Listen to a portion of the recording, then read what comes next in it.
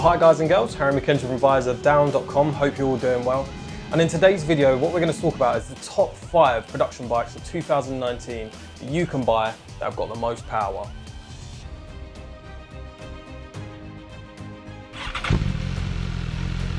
Believe it or not, the price of the Beamer in its standard, relatively stock form is £15,290. Now compared to the other bikes on the list, this is quite competitive. But the Beamer does come in other variants with electronic suspension, launch control, hill control, all these other mods. And the price does go right up to around about 19,700 quid, so almost 20 grand, but that's for the top spec M Sport model. But the 2019 Beamer, as I said, has been completely redesigned, the frame's been redone, the bodywork's been redone. There have been some modifications to the engine, such as shift cam technology. And all that means is more power, more torque across the entire rev range. It's also got sort of aerospace industry kind of tech with drilled titanium intake valves. And the engine's actually 4 kilograms lighter than original. So it's lighter, more powerful, handles better, it's more nimble, and also narrower. Now the claim power of this new inline 4 engine, designed by BMW with a shift cam technology, is 207 horsepower. And the claimed torque figure of the Beamer is 130 Newton meters at 11,000 RPM. So it's a lot of torque from an inline 4 engine and a boatload of power. The bike in total is weighing 193.5 kilograms fully wet. So it's light, it's under 200 kilograms, it's got over 200 brake horsepower, 207 brake horsepower. So a lot of power to weight.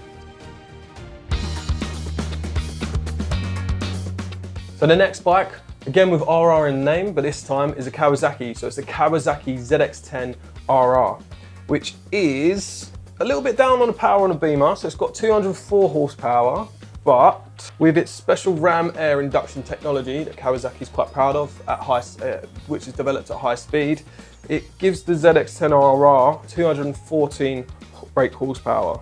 Now, a little bit weightier than the Beamer, it's at 206 kilograms, and there's only going to be 500 made, so this bike was specifically made for the Kawasaki ZX10 to be homologated for World Superbike. So the bike, the sort of unique features about the engine then, it's ready for high lift cams, high lift race cams, which are just more power over the rev range, and also it's got what's known as finger follower valve actuation. Now for people that aren't as engineering savvy, I'm certainly not, I've read up on it, and what it basically means is the engine spins up a bit quicker and you've got higher rev range limit with the lightweight titanium connecting rods as well. So it spins up faster, less inertia, and you've got more power across the whole rev range, which is good, right? And last but not least, the price of the Kawasaki ZX10RR is £21,199. But you've got to bear in mind that this is the highest spec ZX10 that you can get.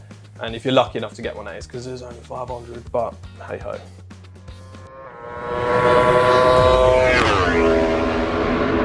Next on the list is the RSV 4 1100 factory. Now, one of our editors, Al, he actually rode this bike and was doing about 180 odd, 185 mile an hour down the pit straight at Mugello. So it's a bloody quick bike. It's pushing out a claimed 217 horsepower, so a lot of horsepower, a bit more than a Beamer, a lot more than a Kawasaki, and 122 Newton meters of torque at 11,000 RPM. So differing from the last 2 bikes that I spoke about, to make the bike Euro 4 compliant, what Aprilia have had to do is actually increase the capacity. So no longer, now we're kind of seeing the 1000cc being the base for superbikes. A lot of manufacturers, including Aprilia, have just boosted the CC. So the 1100's actual CC is 1078, so 1078 CCs. The engine's a V4 double overhead cam. On the actual RSV 1000 model, it's got 6 more brake horsepower. So that little bit of extra capacity, a little bit longer stroke, gives it another 6 horsepower on top of the standard RSV 4000. So the next Italian stallion on the list is, how could we not mention it, the stunning Ducati V4.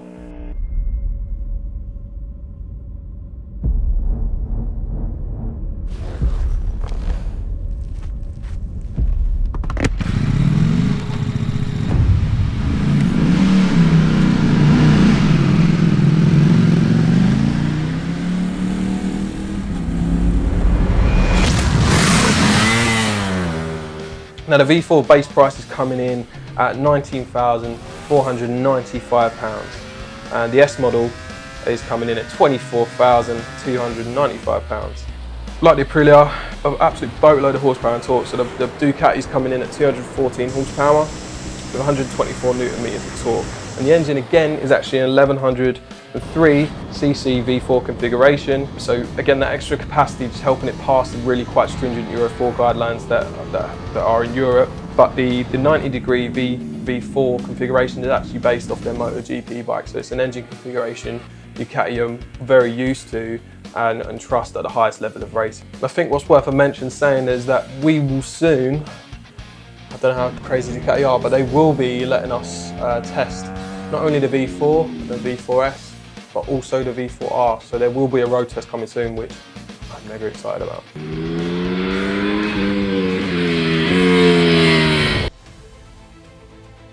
The next bike we're talking about is the Kawasaki H2. This is the most expensive out of the bunch at £26,499, but the power figures are astronomical. So the Kawasaki H2 in its stock form is coming in with 227 or 228 there or thereabouts brake horsepower. But with Kawasaki's ram air technology, like we talked about on the ZX10RR, the actual power figure with that at high speed is 243 brake horsepower. So an absolute boatload of power from the Kawasaki. And what makes this bike particularly special is its forced induction. So the H2, as many people will know, but not everyone, has got a supercharger, which is something that Kawasaki played with, I think, all the way back in around about 1983, the GP-Z750, which I did an article on not too long ago, which you might want to check out. So it's not the first time big manufacturers have played about forced induction, but this is modern production version of that kind of technology on motorcycles and what a bike it is. Now, compared to all super bikes, it's not the lightest, so it's coming in and we're at 238 kilograms, but the 998 supercharged motor is, it's got more than enough grunt to fire down any pit lane, or Jesus, don't fire down a pit lane, any pit straight, any back straight to absolutely launch the bike. And when a bike's got wings on its fairings, you know it's legit. So I kind of put the question out to you guys. What do you think is the next step in motorcycle sort of technology? You know, is it going to be forced induction, which is going to enable smaller capacity bikes to be producing more power? Is this power race going to continue? Or is it going to be through hybrid technology and through battery tech, which is becoming more ever present in the motorcycling world? You know, what do you think will happen next? What would you like to happen next, I should probably say. But I'll leave it on that note. And yeah, if you like what you see, click and subscribe and also hit the like button. Really appreciate it. You guys have a good day.